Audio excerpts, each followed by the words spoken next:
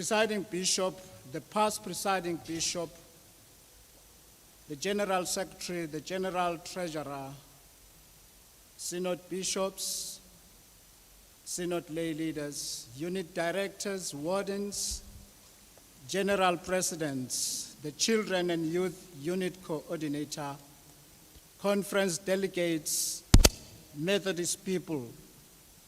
I greet you all in the wonderful name of our Lord and Savior Jesus Christ. I feel greatly humbled by this gathering of leadership, the highest body of the Methodist Church of Southern Africa, the body called Conference, which is bestowed with powers to give strategic policies to all Methodists on doing God's mission. I highly appreciate the opportunity this gathering has afforded me to present my 7th report in office. I note with great appreciation the unmerited opportunity the Methodist people who by grace of God trusted and gave me the opportunity on their behalf for me to pursue the role of the lay president in this church, the Methodist Church of Southern Africa, from the year 2015 up until this year, 2021, when I will be handing over the baton to the one God, through use of this body, will appoint at this sitting to join the church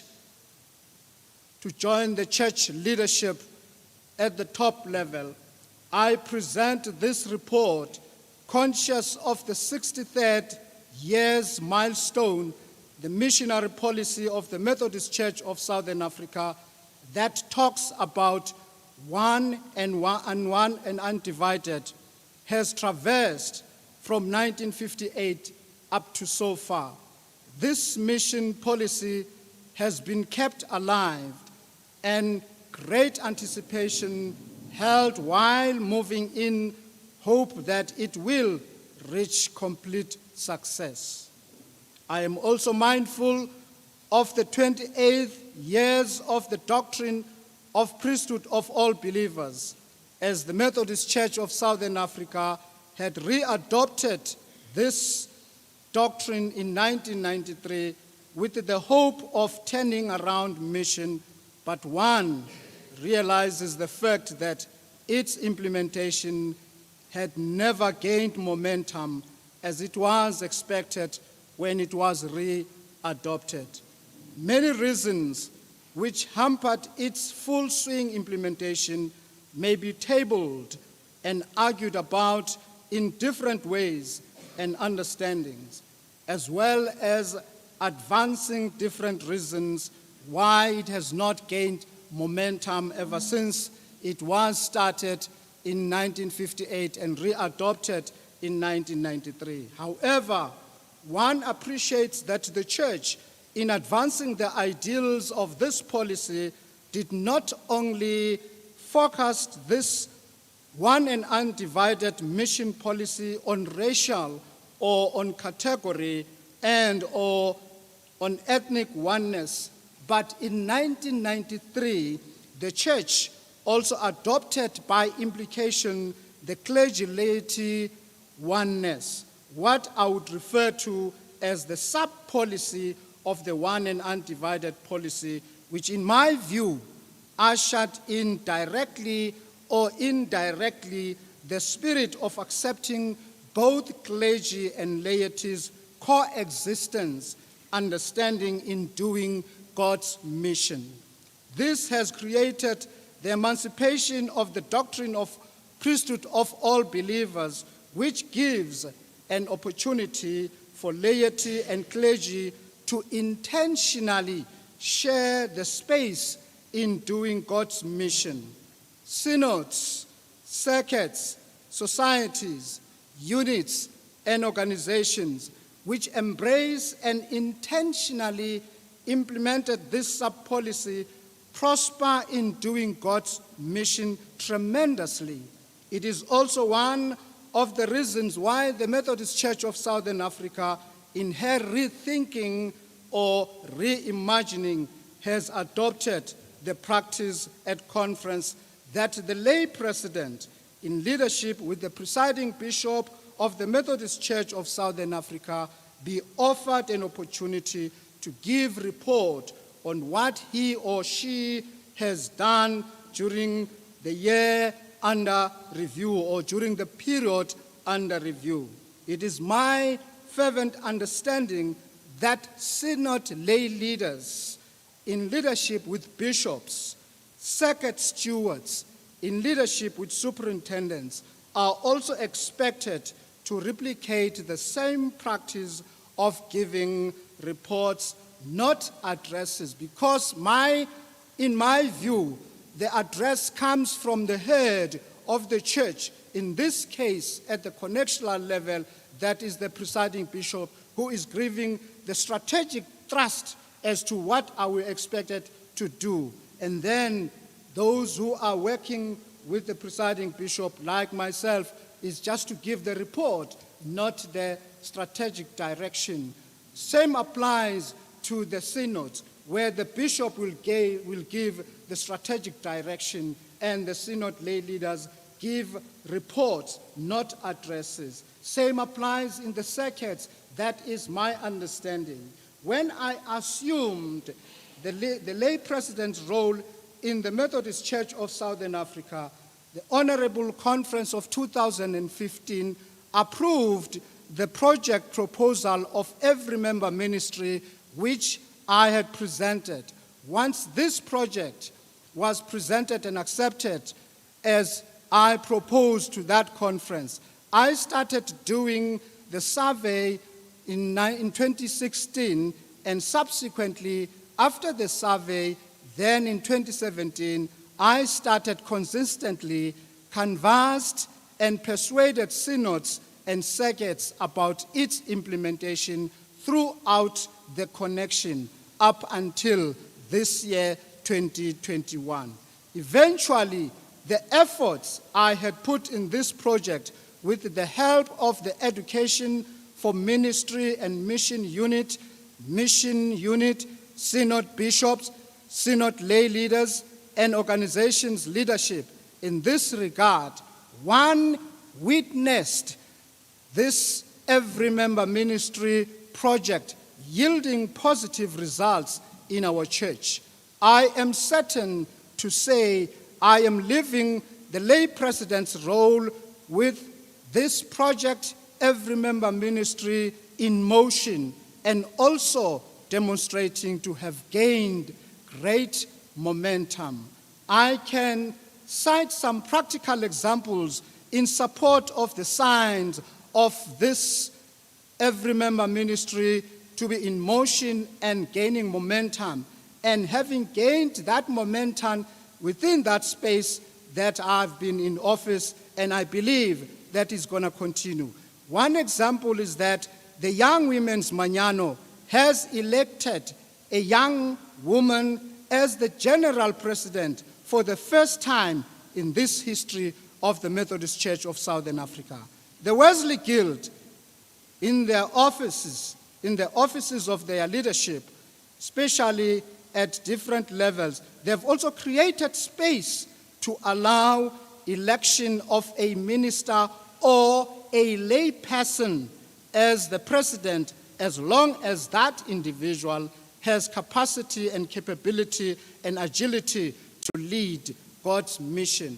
I believe the church should be proud and celebrate these moves of reimagining in doing God's mission, having been given birth, this exercise and the way of doing things supported by the Every Member Ministry project. In my view, I imagine a church, that is in this case the Methodist Church of Southern Africa, celebrating and supporting these strides taken by the members of these organizations as affirmation of the fruits of Every Member Ministry project. My primary observation, as I've been in this office ever since 2015 and so on up until now, I am presenting this report that covers an abridged information on my personal participation and observation I made in the process of pursuing God's mission, citing the missional achievements, pinpointing the missional challenges, proposing the remedial actions that may be pursued to keep the mission fire in the church burning. As a matter of fact, as I present this report, Presiding Bishop, I propose to start by sharing insight on what pandemic is before I register my observations and reporting on what effects pandemics had on the wider church and its mission. So when one talks of pandemic, one talks of an epidemic which occurs worldwide or which covers a very wide area or which crosses international boundaries and usually affecting large number of people within a community or within a population or within a region or within the church. In fact, pandemic as an epidemic that has grown in size has effect on a wider or greater number of people or greater number of nations or a big or sizable number of communities. Presiding Bishop and Conference, I believe it is proper to further assist ourselves in this report and the reader in this report about how, in simple layman's view, one can differentiate between epidemic and pandemic so that we can know what and when to say a matter is pandemic, because in my view, a matter may be pandemic because of some prospects that may influence or make it to be regarded as pandemic. And then those aspects are signal to us all when we see that particular matter and then we say it is a pandemic. Now, a simpler and physical observable feature or a non-technical way to make a difference between a pandemic and an epidemic is this. What I propose is that we need to remember the alphabet P. With epidemic, it is epidemic, the alphabet is E. And then with pandemic, the alphabet is P. I deliberately want to traverse on the alphabet P because there is somewhere where I want to get. In pandemic, where I would ask to allot P to be representing passport. So one can safely say a pandemic has a passport. Whether the passport is legal or illegal, it is a debate for another day.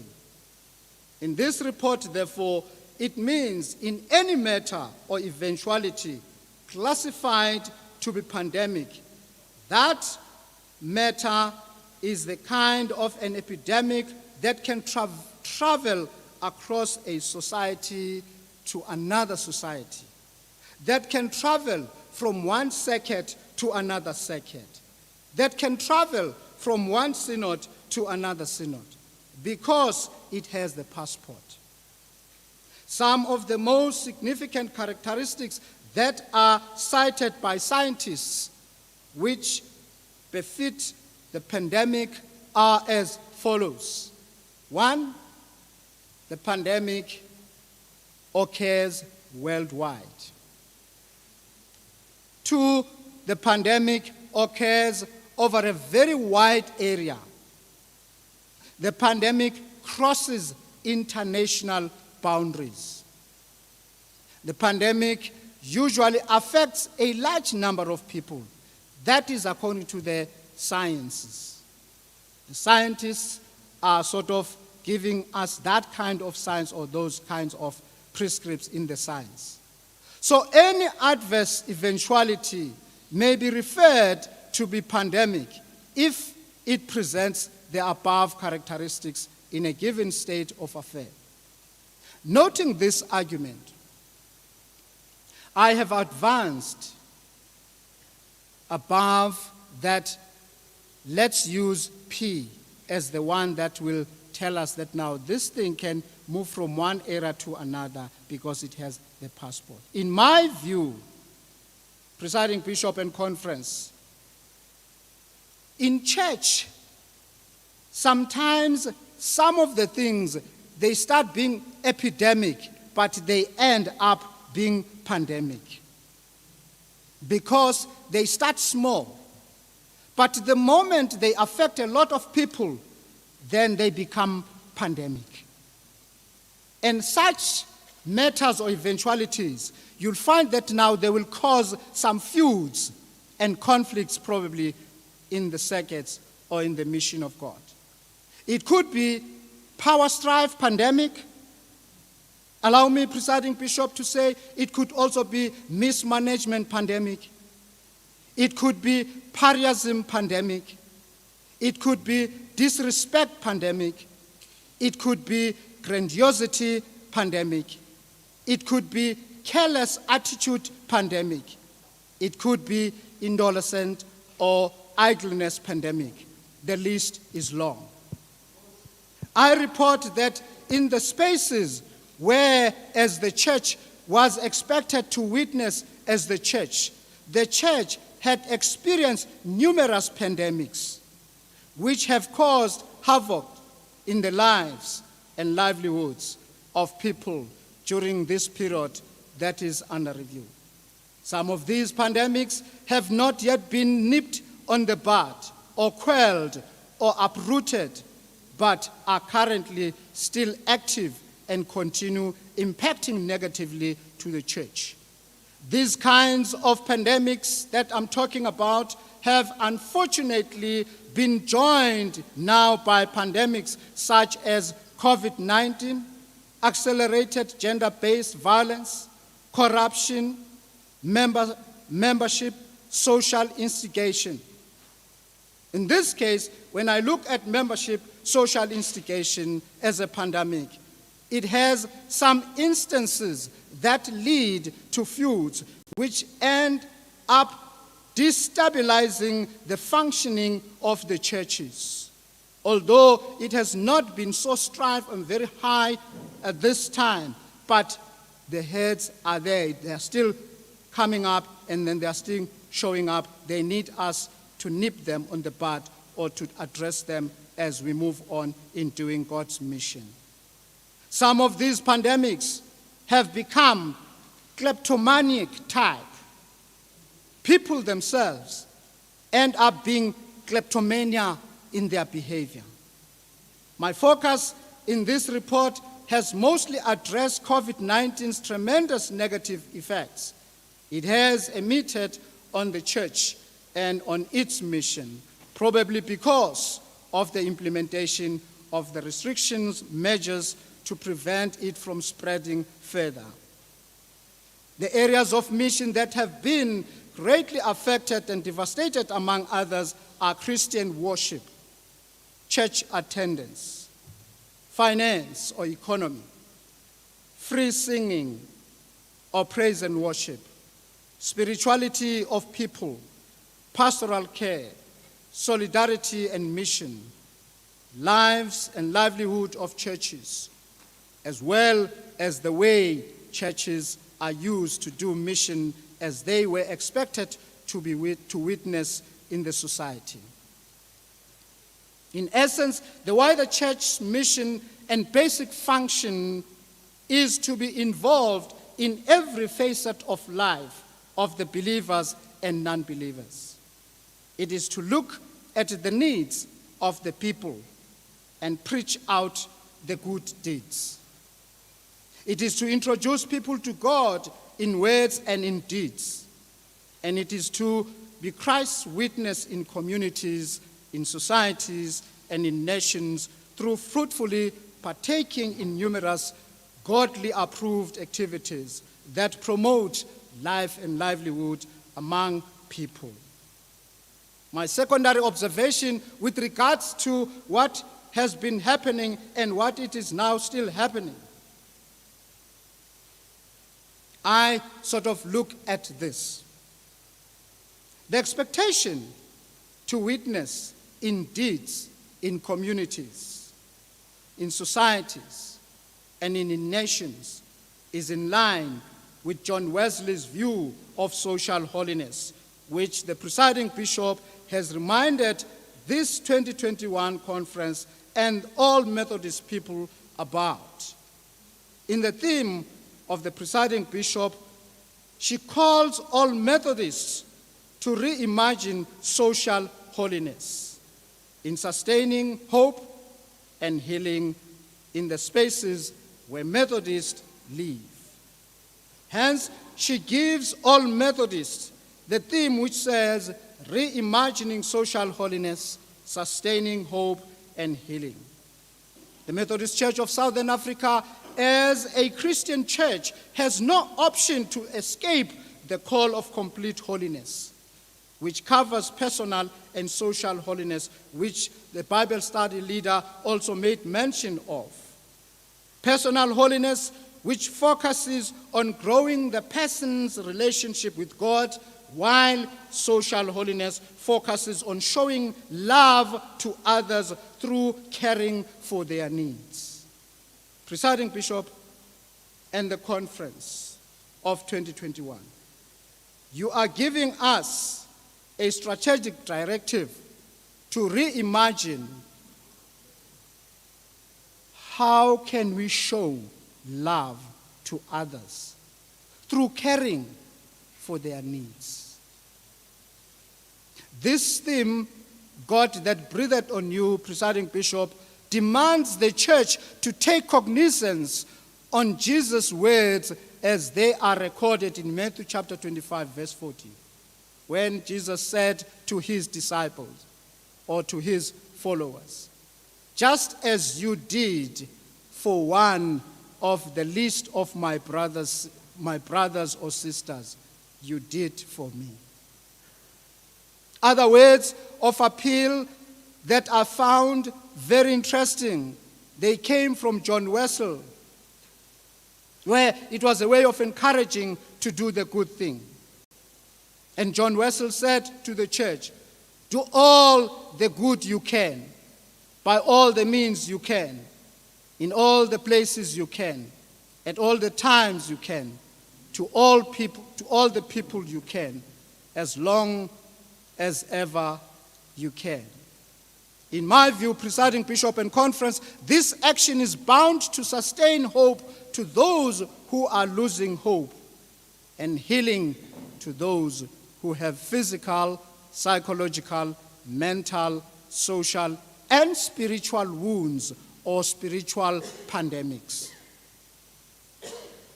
I just want now to move away from the pandemics and focus on what the laws and discipline mandates the lay president to do whilst in office. One of the things that I've managed to do or to look at whilst in office, I just want to tackle the issue of the COVID-19 according to what I observed, the actions and the things that happened. Firstly, I want to look at the Christian worship and sharing. A number of congregants participated in the online services and expanded existing worship to online, network, or established new ways like using online services, using different forms of social medias, which the presiding bishop last night also made mention of.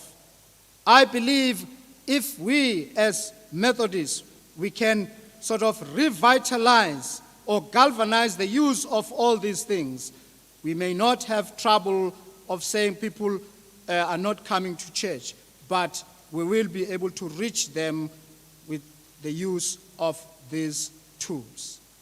It was quite a fascinating experience to realize that despite the prevailing pandemic, doing church could still happen through implementation of new creative ways that our ministers came up with and all the Methodist people came up with, so that at least we were able to have that intimate or maybe that contact as Methodist people.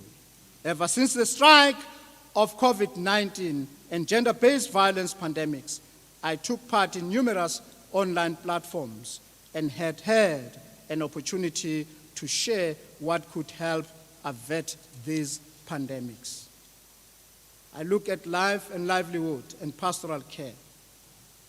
In the midst of pandemic darkness, some ministers have intensified efforts to stay in touch with members of their congregations through regular telephone calls and maintained their communities. The pandemic crisis caused some churches to do a better job of improving their model of picking up the phone and connected individually with the people, which was in the past a thing that was rarely done in some churches. One may say COVID-19, although negative as it has been, it also encouraged the vision of reimagining ways of doing mission. Some church spiritual agents have adopted the style of checking every elderly person in the congregations during a couple weeks to see what they need and how the church can apply the sentiment of Jesus, which he spoke about in Matthew chapter 20, verse 28, of serving people rather than himself being served by people. Jesus said, "The Son of Man who did not come to be served, but to serve and to give his life to redeem people." So the presence of pandemic restrictions, bad as they had been, they promoted some connections to be stronger than they were before in some local churches. They created space of shifting to online communication platforms such as Zoom and live streaming of services, which had also introduced some new efficiencies. During shutdown, more Bible study sessions happened at people's comfort homes, led by the heads of the families. A lot of traveling expenses among members were cut. Through this experience, it was as if God has been sending everyone on their rooms for time out, for a retreat, to be with him, taking all the church businesses away so that each member could just be still and really focus on his or her relationship with God, which is personal holiness, which is coupled with social holiness. The challenges, Madam Presiding Bishop and the conference, before I sit down, the challenges that I noted are as follows. The Christian worship, sharing, social hours, and church mingling. The main reported noticeable and visible challenges churches encountered were the ways on how social hours and church suppers have been crippled, and in some churches they became things of the past. The church has been and is still unable to physically and psychologically deal with the weight in the wider communities because of the COVID issues and other pandemics that have been bedeviling those churches. However, the physical change that took place in Christian worship did not all have negative effect, but it promoted and advanced other ways of doing mission. Many regular churchgoers had their churches closing their doors as a way of responding to the call of combating spread of coronavirus and avoiding to be super spreaders of the horrendous virus. The scaring part is that some closed church buildings depicted structures that have been forsaken and have become vulnerable to wrongdoers or criminals. Criminals you are using, or they tended to vulgarize those kind of buildings that were no longer seen by people or people coming to them to worship there because now they are closed. Many churches had temporarily suspended their activities or had to find the new ways of reaching out to their congregation and the most vulnerable individuals. An observation has been made that coronavirus pandemic has changed Christian worship in churches. It changed members, that now members have started to be sluggish in attending services or church services. And in that aspect, I am not afraid to say this, Presiding Bishop, that now it has affected our economy as the church, because people, some in other areas, they are not using the bank accounts that now members will deposit in those bank accounts, but instead the members, they contribute when they are in church. So in this case, this pandemic has sort of troubled us so much. They missed physical fellowship experience mentioned in Acts chapter 2, verse 44, where it is said that all the believers continued to gather in close fellowship and shared their belongings with one another. In this instance, the pandemics that have been experienced have greatly disturbed such a wonderful fellowship in churches. Presiding Bishop, allow me to skip some of the things, because now I don't want to keep your conference too long, because now we still have more to do. But anyway, they will be able to see this information in the yearbook when they get an opportunity. Allow me to take this one. The church attendance and singing. I heard that now quite a number of people were sort of troubled by when the first time during this COVID-19 we're told that now we should not sing. Whereas we Methodists, we believe in singing and jumping and so on and so on and so on. It was a problem to most of us who like to sing, though we might be vocally wounded, but we do sing, Madam Presiding Bishop. So now that was also a problem in the time of this particular pandemic. Now I want to get to the actual problems and the proposals. I am leaving the other things, what I've done and so on and so on and so on. Now, I am making the following proposals, which are coupled with the problems that we encountered.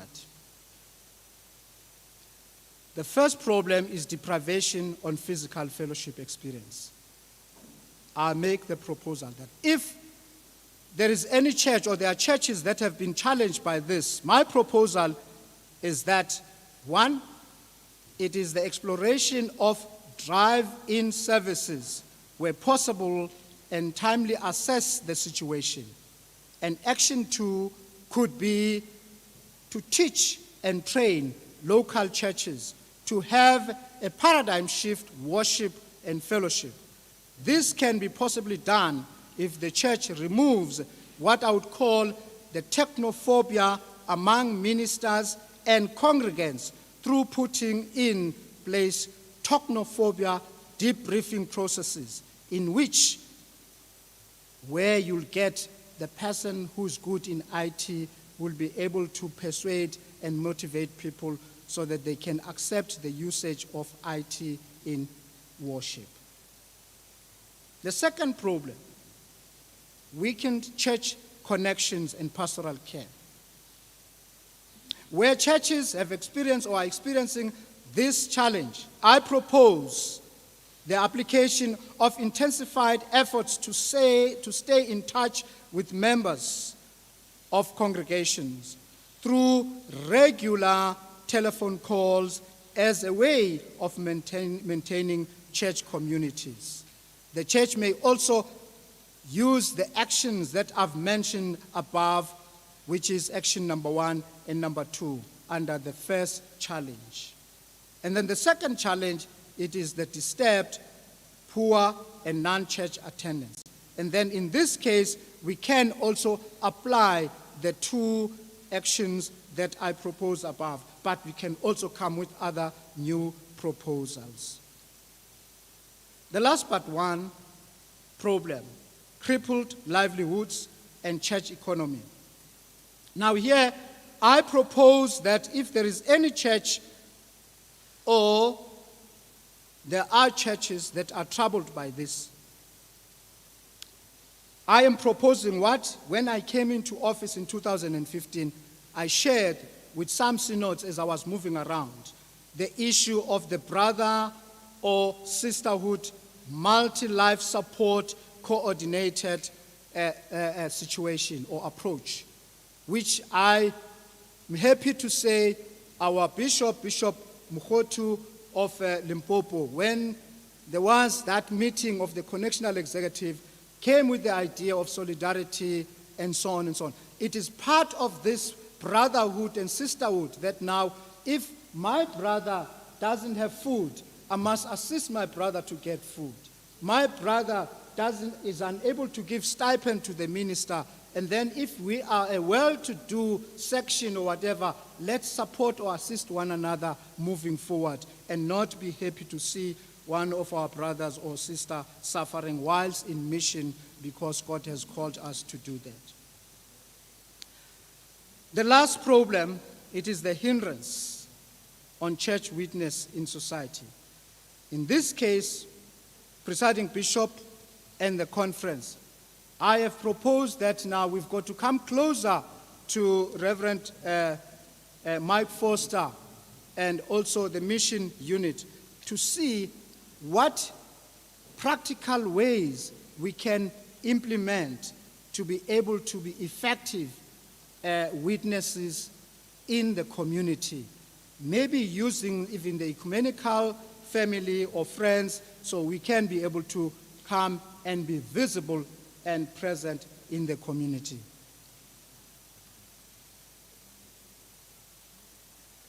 The future plans, I am not going to talk about that because now the one who's going to come into office will come with the future plans. But I have suggested that maybe whoever comes into office from now onwards, that is from next year, I would propose that now that person should not leave the every member ministry unattended.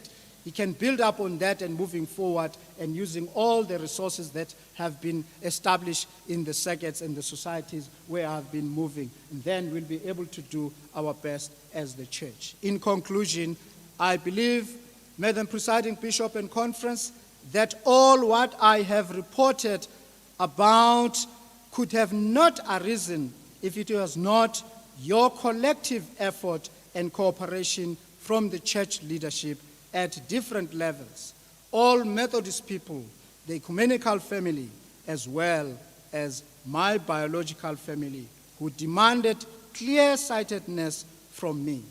I take off my hat to you all, good people of God, not only for the opportunity you had borrowed me for 7 years to be part of the team that has been bestowed with responsibility of leading this church, but I also thank you for your unwavering support and persistent prayers you showered me with while I have been in this role.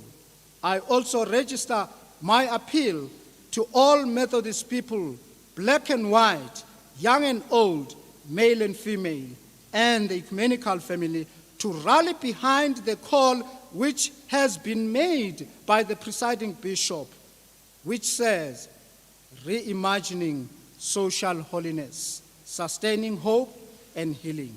I believe this call came at the right time for us to re-envision and rethink how can we deal with the current storms that we are facing as the churches and the society at large.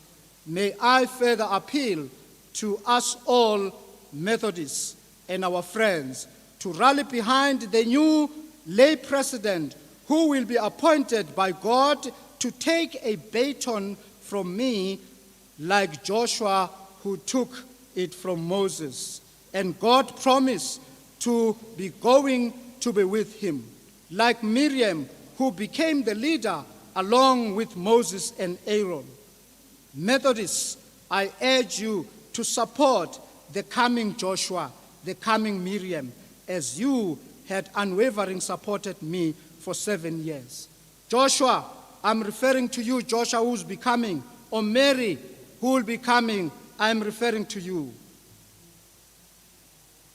The process that God is going to use to get you appointed, accept that process. And let's pray with you that God assist you to accept what I call and I value so much is the coexistent leadership. That once you are in leadership, work coexistently with the leadership that is present or that you'll be given. May God give you the spirit of perseverance in his mission. Let the coexistent leadership thrive for the sake of God's mission. I thank you.